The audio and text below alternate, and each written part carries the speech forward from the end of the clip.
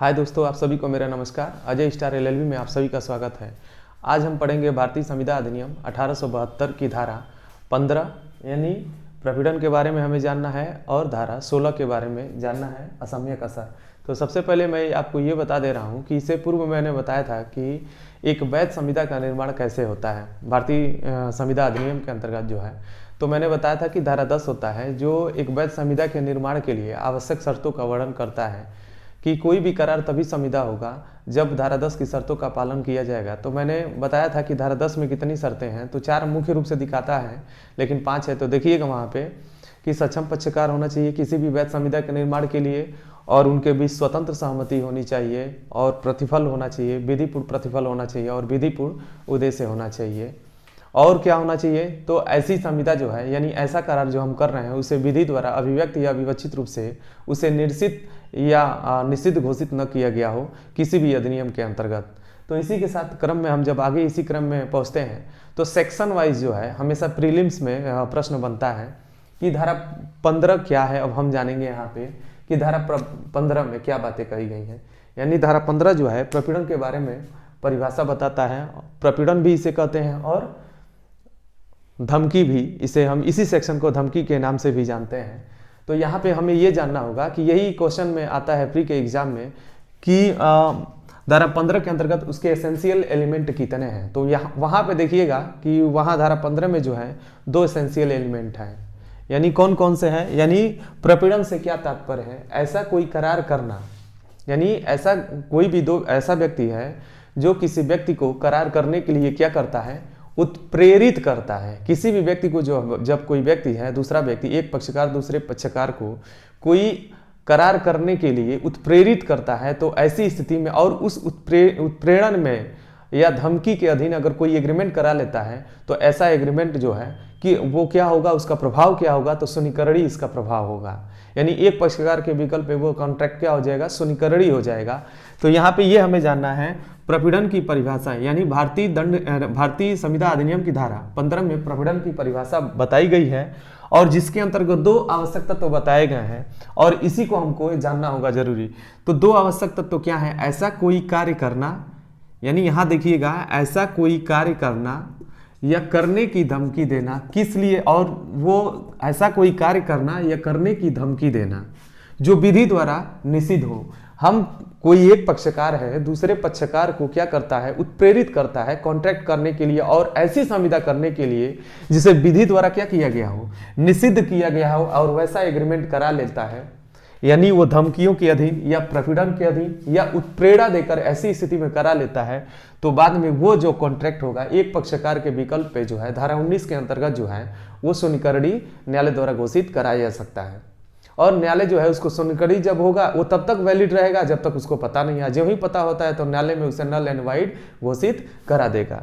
दूसरा एलिमेंट क्या है कि किसी संपत्ति का विधि विरुद्ध निरुद्ध करना या निरुद्ध करना या निरोध करने की धमकी देना। यानी 2 एसेंशियल एलिमेंट है। यानी पहले वाले में क्या है, ऐसा कोई कार्य करना या करने की धमकी देना जो विधि द्वारा क्या किया गया हो, आईपीसी के अंतर्गत निषिद्ध किया गया हो, तो वो भी प्रपीड़न की श्रेणी में आएगा। या दूसरा क्या है, किसी संपत्ति का विधि विरुद्ध निरुद्ध करना, यानी उस संपत्ति को क्या करना, जब्त करना, निरुद्ध करना, यानी गलत तरीके से, यानी धमकी के अधीन, या निरोध करने की धमकी देना, वो भी क्या कहलाता है, प्रपीड़न द्वारा। यानी कोई भी ऐसी संविदा जो धमकियों के अधीन कराई गई हो और आईपीसी के नियमों का उल्लंघन किया जाता है, या ऐसी कोई संपत्ति है जिसको जब्त कर लिया गया है या धमकियों के अधीन जब्त कर लिया गया है, तो ऐसी स्थिति में वो संविदा क्या होगी, सुनिकरणी होगी एक पक्षकार के विकल्प पे।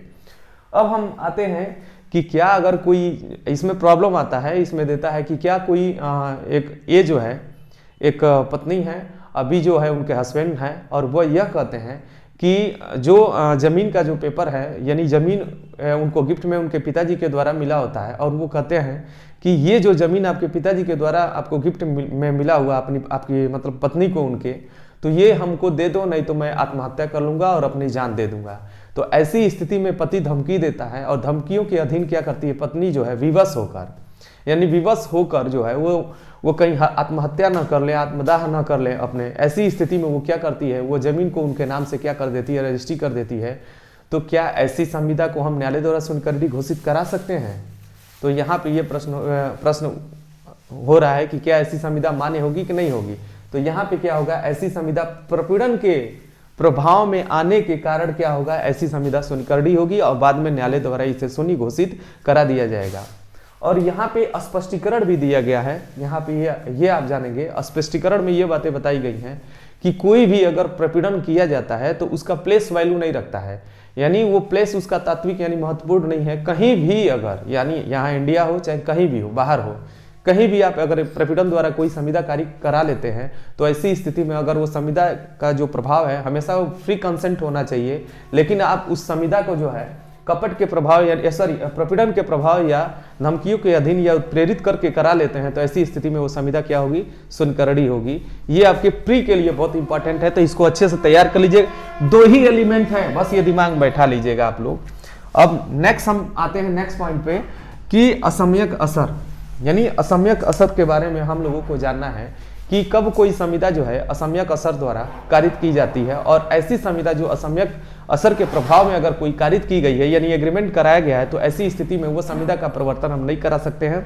ऐसी स्थिति में जो वो संविदा क्या होगा, सुनकरडी होगा। कैसे होगा, तो वो एक पक्षकार के विकल्प पे ऐसी संविदा सुनकरडी होगा।